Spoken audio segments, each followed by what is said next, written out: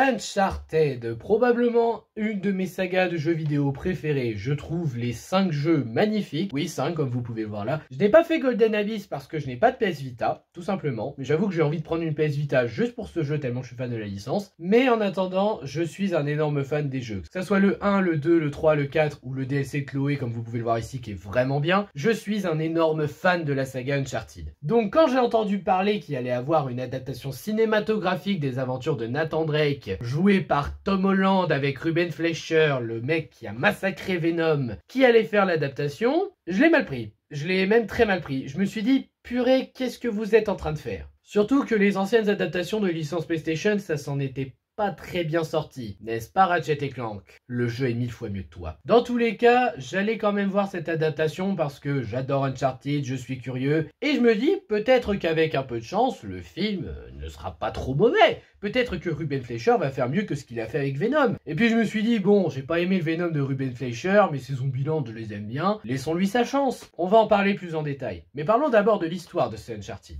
Alors que Nathan Drake vit paisiblement sa vie de barman, Victor Sullivan l'approche et lui propose de retrouver le trésor de Magellan pour pouvoir retrouver son frère Sam Drake dont Sully aurait apparemment des nouvelles. Ils décident alors de faire équipe, mais malheureusement ils ne sont pas les seuls sur le coup et ils vont devoir faire face à Santiago et à sa partenaire Braddock afin d'atteindre le trésor avant eux. En gros, c'est l'histoire du film sans spoiler. Et qu'est-ce que j'ai pensé de ce film Uncharted? Alors je sais que je vais me faire taper dessus pour ce que je vais dire et je m'en excuse, mais c'est vraiment mon ressenti. C'était très moyen. C'est pas un mauvais film en soi, hein. Il y a pire et il y a mieux, mais même sans comparer à des films mythiques d'aventure comme Indiana Jones, je ne peux pas dire que ce film est bon. Il y a quand même des points positifs, ça je suis prêt à le reconnaître, mais je ne peux pas dire que le film est bon, il y a des problèmes. Et je vous dis ça, mais j'ai essayé de tout mon cœur de ne pas comparer avec les 4 jeux, notamment le 4 dont il s'est inspiré le plus pour faire cette adaptation. Mais sincèrement, même sans ça, non, le film est très moyen. Il saura plaire à certains, mais pas à d'autres. Et bien évidemment, on va expliquer pourquoi. Et on va commencer par la partie positive. Positif, je dirais que les personnages s'en sortent assez bien. Nathan Drake, joué par Tom Holland, qui veut juste vivre sa vie paisible, mais qui, en ayant eu une piste de est-ce qu'il pourrait revoir son frère et avoir des nouvelles, se dit bon bah je vais t'aider mais uniquement pour retrouver mon frère. Ça apporte un léger développement au personnage, faut le reconnaître. En plus, au fur et à mesure de l'aventure, on sent qu'il devient plus aventurier et sûr de lui. Au début, c'est vraiment le gamin qui sait pas ce qu'il fout là, qui essaye de dire oui, j'essaie de me donner un genre mais j'y arrive pas. À la fin, t'as l'impression qu'il est un peu plus devenu l'aventurier qu'on connaît. Même s'il y a quelques problèmes, mais ça j'en parlerai après en partie négative. Mais en attendant, Nathan Drake, en termes de développement, il se tient. Après, on a Victor Sullivan, joué par Mark Wahlberg, qui est un homme d'affaires qui a travaillé avec Sam, le grand frère de Nate, qui donc se sert de ça afin de proposer à Nathan Drake de pouvoir l'aider dans sa quête de trouver le trésor parce qu'il sait qu'il a des capacités exclusives. Et voilà. C'est un personnage qui sert à démarrer l'histoire, pas forcément attachant, Sully, surtout que du point de vue des autres, on apprend que c'est un arnaqueur, un menteur en qui il faut jamais avoir confiance, j'ai rien d'autre à dire sur lui. En vrai, si tu fais le minimum syndical, comme quand tu rends une évaluation et que tu te dis bon, je fais juste le minimum, ça passe. Mais c'est pas un personnage que j'adore. Après, on a Chloé Fraser, jouée par Sophia Taylor-Alice. C'est une femme qui fait équipe avec Victor afin de retrouver le trésor, alors qu'elle n'a confiance en personne, et notamment en Victor Sullivan, parce qu'elle sait à quel point il peut arnaquer les gens. Et sinon, c'est une femme qui a eu un passé difficile et qui depuis part à la chasse au trésor afin de pouvoir devenir riche. Bon, elle n'a pas un grand développement et j'avoue que j'ai eu très peur quand j'ai vu que le personnage était dans le film.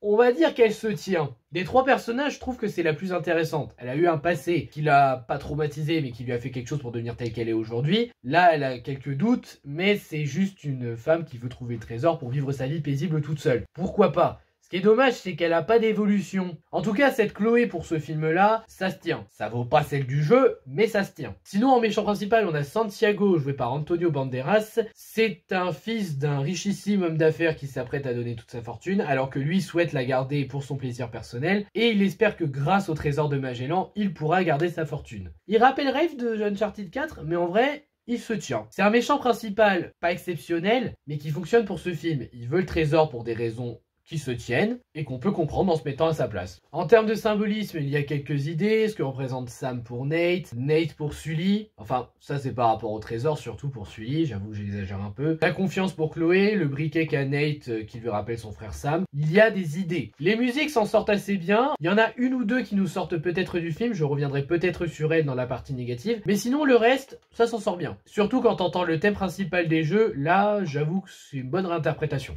Évolution légère, mais concrètement le seul qui évolue c'est Nate. Nate qui devient un aventurier plus aguerri, un chasseur de trésors un peu plus performant. J'aurais bien dit que Sully a évolué aussi en pensant moins au trésor et plus à son nouveau partenaire Nathan, mais comme on n'a pas vraiment vu de trahison, je sais pas si on peut parler d'évolution, mais allez, on va dire que ça passe. Si on oublie l'action, la mise en scène s'en sort assez bien avec quelques petites idées intéressantes, pas parfaites, mais intéressantes. Les quelques costumes sont soit assez fidèles aux jeux vidéo tout en arrivant à définir les personnages, soit des clins d'œil assez mignons, notamment quand Sully rejoint Nate au bar. J'ai le droit de vous dire la scène, elle est dans la bande-annonce, et que Sully, tu vois qu'il a une moustache. Et enfin, les décors sont pas mal. Et je parle bien des décors, je parle pas des effets spéciaux, je parle vraiment que des décors. Donc voilà, je pense que j'ai dit tout le positif possible sur le film pour moi, et je vais passer au négatif. Je vais revenir sur le casting. Alors déjà, quand j'ai eu l'annonce du casting, à savoir Tom Holland en Nathan Drake, Mark Wahlberg en Sully, je me suis dit, putain, il y a un problème dans le casting. Mais après, je n'ai pas été mauvais angle, je me suis dit, bon allez, je critique. Mais en vrai, attends de les voir dans le film pour être sûr. Et je confirme que c'était bien une erreur de casting. Quand on voit le jeu d'acteur de ces deux-là, Tom Holland donne la sensation de rejouer son Peter Parker du MCU, alors que c'est un très bon acteur, hein. Regardez Chéri, il est très bon dans le film, alors qu'il joue totalement différemment. Et Mark Wahlberg donne la sensation d'être un Nathan Drake plus âgé, un peu moins intelligent, et je comprends pas. Pourquoi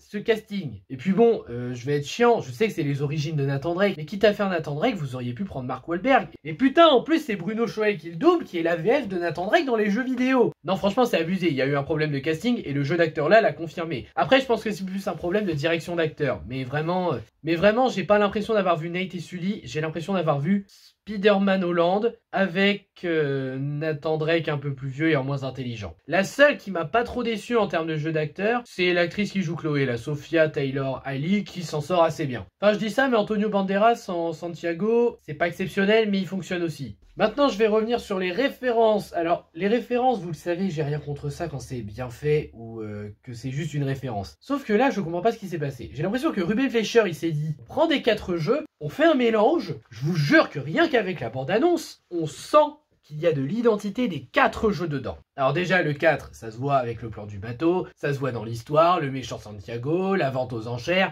Voilà, donc le 4, il y a beaucoup d'éléments, c'est pas la peine de résumer. La scène de l'avion, c'est plagié du 3. Ah non, c'est pas une référence, hein, c'est un plagiat. Si tu reprends la même séquence en moins bien, c'est pas intéressant. Sinon, t'as l'intro qui fait penser aux 2 aussi. Et sinon, bah, le coup d'emmener les bateaux comme ça rappelle le 1 quand ils emmènent la statuette d'or. Donc je sais pas ce qui s'est passé, mais en termes de référence, là, Ruben Fleischer, il a pas bien géré. D'ailleurs, je vais en profiter, je vais parler du caméo de Nolan North, parce que Nolan North, pour ceux qui ne le savent pas, c'est l'acteur qui interprète Nathan Drake en capture motion dans les jeux. Son caméo aurait pu être bien si la seule chose qu'il avait dite, c'est sa première phrase. Sa première phrase où il voit Nathan et Chloé et il dit « Qu'est-ce qui vous est arrivé ?» Si ça avait été juste ça, j'aurais dit « Ok, le caméo est mignon, il est sympa, ça passe. » Sauf qu'il y a Nate qui lui répond « On est tombé d'un avion, tout à fait normal. » Et t'as Nolan North qui leur répond « Ah bah ça aurait pu être pire, t'aurais pu tomber dans le désert. » Clin d'œil aux 3. C'est un caméo merdique. Je suis désolé, mais moi quand tu me fais une référence aussi grossière, je n'accepte pas. C'est un caméo forcé pour une référence grossière. Bref, dans tous les cas, les références de ce film, on ne les sent pas et ce caméo est très discutable.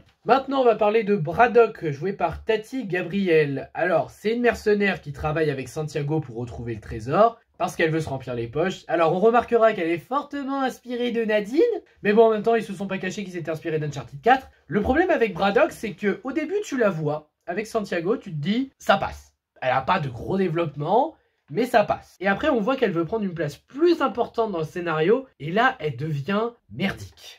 L'inattendu, il n'y en a pas tant que ça, parce que entre la bande-annonce qui a spoilé la majorité, et sinon le fait que tu ne crois pas en l'attention, parce que tu sais très bien que les persos vont s'en sortir, notamment parce que la scène post-générique a été spoilée dans la bande-annonce, mais on savait déjà en plus que c'était la scène post-générique en la voyant, donc c'est assez regrettable. Il y a 1 ou 2 trucs inattendus, mais ça corrige pas le fait qu'il n'y ait pas beaucoup d'inattendus dans le film, en fait, c'est juste des petites révélations comme ça. Concernant l'humour de ce film, il est osef. Sincèrement, l'humour est pourri. Alors, Il y avait un humour dans les jeux, je suis d'accord. Mais en général, l'humour c'était lié à Nathan qui faisait le malin. Et j'avoue que des fois c'était quand même assez drôle de le voir réagir comme ça. Mais là, l'humour ne marche pas. Rien que la scène où il tourne les croix et t'as Mark Wahlberg qui fait Waouh, vous avez failli me tuer. Rien que cette scène c'était pas drôle et je me suis dit oh là là, ça vient me donner tout le ton du film. Il y a une scène qui m'a fait rire, je sais plus laquelle, mais il y a une scène qui m'a fait rire. C'est tout. Oh là, je vais en venir à un point qui m'a le plus énervé, les énigmes. Alors, les énigmes du jeu ne sont pas très compliquées parce que on a pas mal d'indications. On n'a même pas besoin de soluce pour comprendre. Mais en soi, il y avait quand même un petit côté du je comprends, mais je comprends pas forcément tout ce qu'il faut faire dès le premier point de vue. Alors que là, j'ai totalement compris. J'étais en mode c'est ça vos énigmes. C'est ultra facile.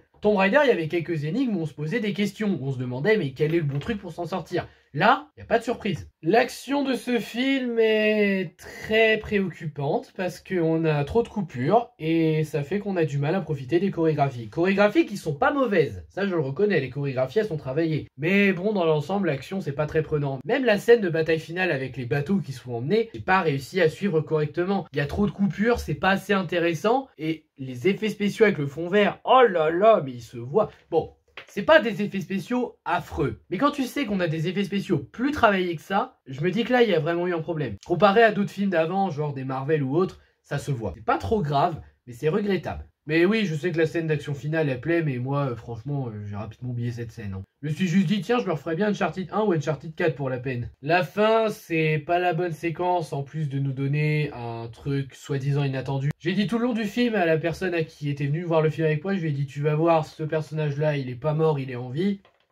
Gagné! Et j'ai jamais cru qu'il était mort. Hein. Donc cette fin, je trouve que c'est pas la bonne séquence qui a été choisie. On aurait fini juste sur le plan d'hélicoptère qui s'en va. Je pense que ça aurait fait une meilleure fin. Et enfin, l'émotion est-elle efficace? Non.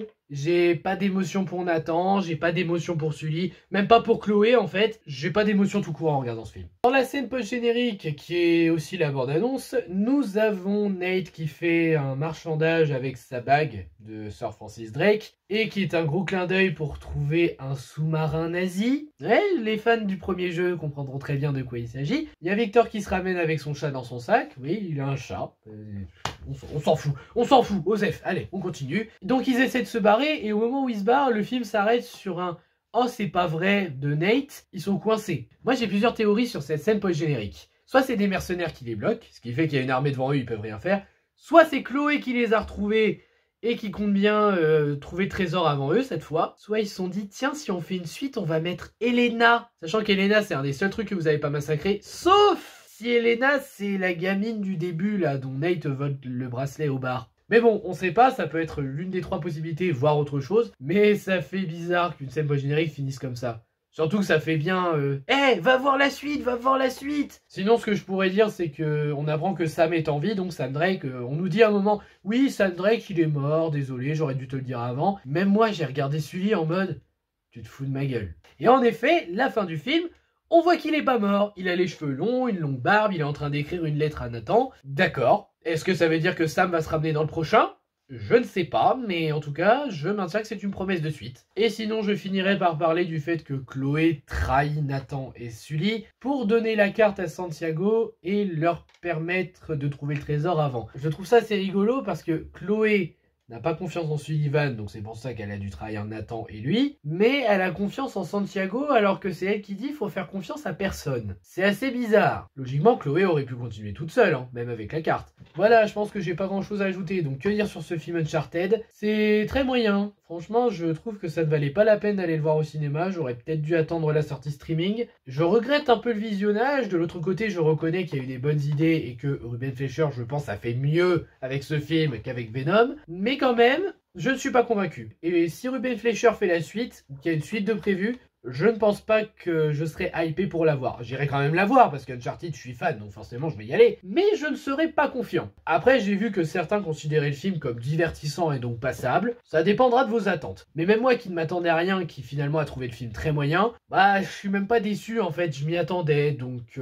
voilà. Je suis un peu blasé de l'avoir vu. Si vous souhaitez vraiment voir un très bon film d'aventure qui vous fait passer un excellent moment, soit vous vous refaites Indiana Jones 1, 2, 3, soit vous pouvez revoir Tomb Raider qui a pris une direction différente du jeu, soit vous rejouez à Tomb Raider, soit vous rejouez au Uncharted. Je pense pas que je reverrai le film, même si, attention, il n'est pas considéré comme une très mauvaise adaptation. Hein. Comparé à d'autres, je trouve qu'on s'en sort un peu. Mais je ne suis pas convaincu. Le film est très moyen, n'apporte pas grand chose. Et je pense que je l'oublierai très vite. Contrairement au jeu où j'ai retenu pas mal de séquences parce que tous les jeux sont géniaux, et bah pour autant le film il m'aura pas marqué, il m'aura pas donné envie de le revoir, et je maintiens que il a beau être très moyen, il sera rapidement oublié de mon esprit. Voilà, c'était mon avis sur Uncharted. J'espère que ça vous aura intéressé. N'hésitez pas à liker, à partager, à vous abonner et à me donner votre avis dans les commentaires sur ce film que je lirai. Et je vous dis à bientôt pour une prochaine vidéo. Ciao!